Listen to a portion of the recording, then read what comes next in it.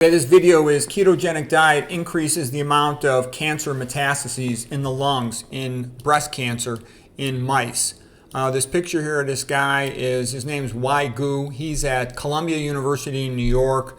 So basically they had mice with breast cancer. And when they fed the mice a ketogenic diet, they developed increased spread of the cancer to the lungs. So this is the mouse not fed the keto diet. Here is the keto diet with much larger lung metastases. And here's a quote by the lead investigator.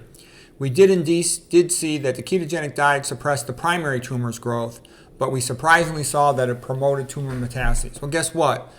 A tumor in your breast doesn't kill you. What kills you is the metastasis. So the implication of this study is that the patient's more likely to die if they have breast cancer and they eat the keto diet.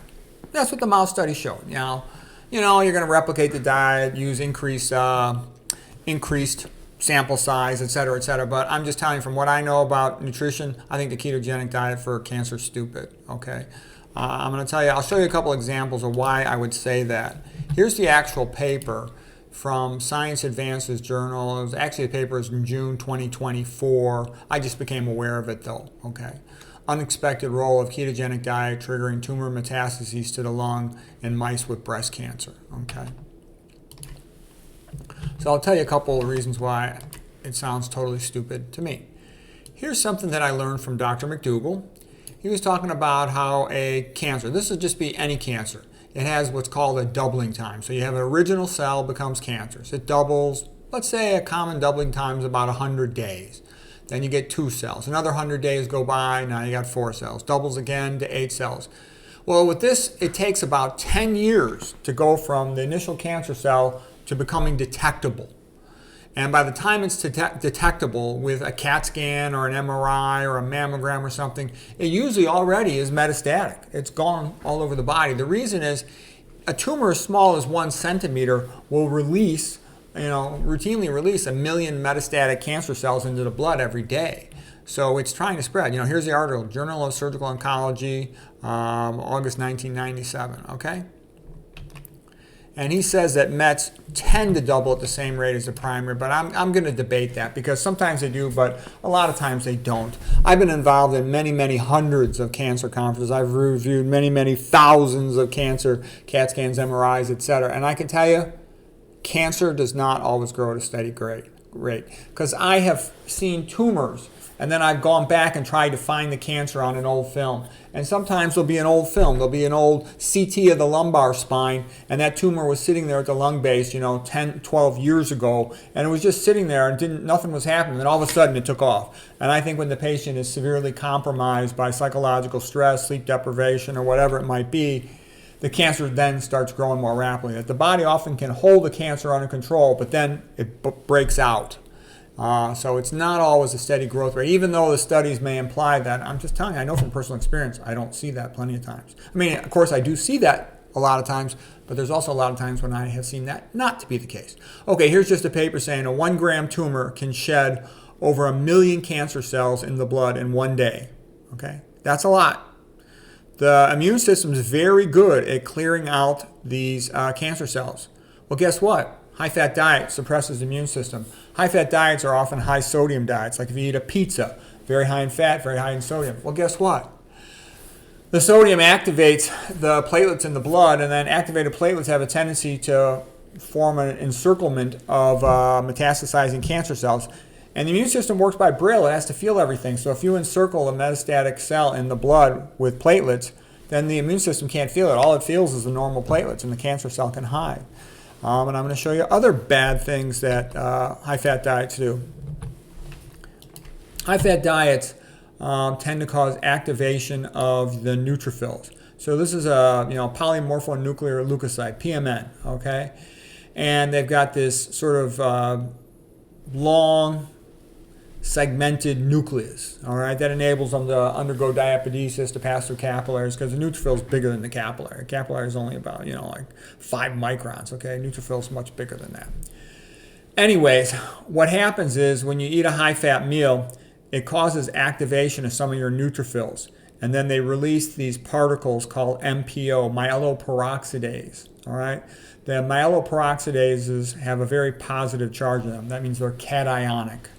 whereas the lining of the artery is called the endothelial cells, and this is called the endothelial glycocalyx, sugar coating, so to speak.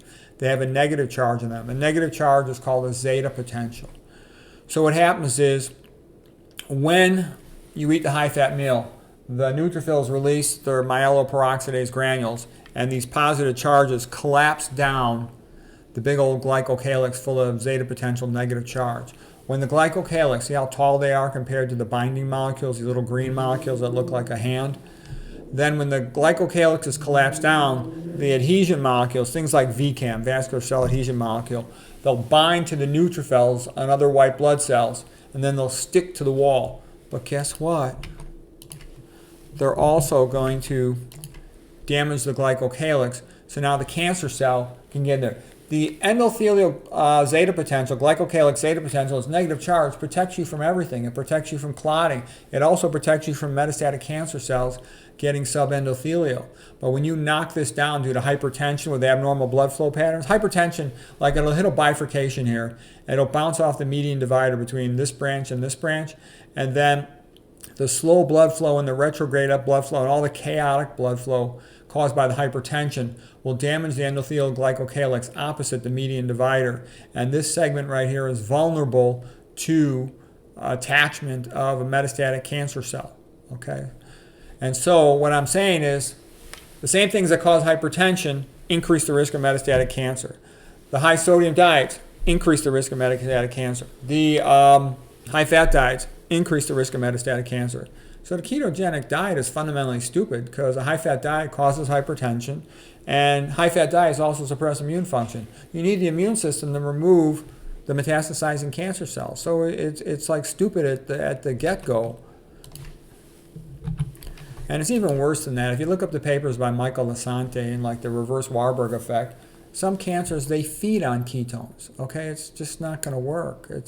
You can't polish a turd. It's stupid.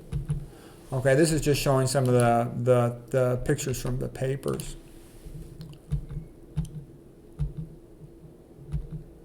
Okay, what else happens when you eat a high-fat diet? You also get increased risk of leaky gut. When you get increased leaky gut, you get the bacterial endotoxins coming into the blood, causing sort of a little bit of immune system chaos, making the blood more prothrombotic. You're going to be damaging blood-brain barrier. You're going to damage blood-gonadal barrier, blood-retina barrier, and making things more prothrombotic makes things more hypoxic for your tissues. So that's not something you want to do. You don't want hypoxia.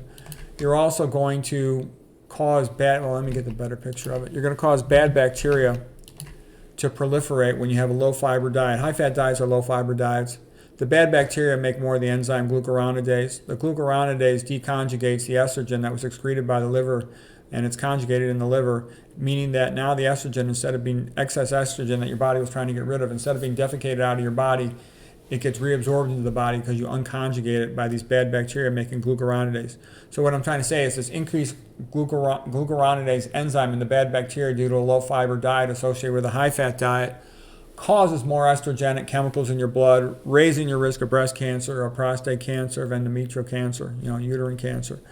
Okay, so I made a previous lecture and I can maybe run that, but there's a lot of reasons why you would expect a high-fat diet to increase the risk of cancer. It's going to do even more bad things. It's going to cause insulin resistance. So you're going to have hyperinsulinemia to compensate for the insulin resistance.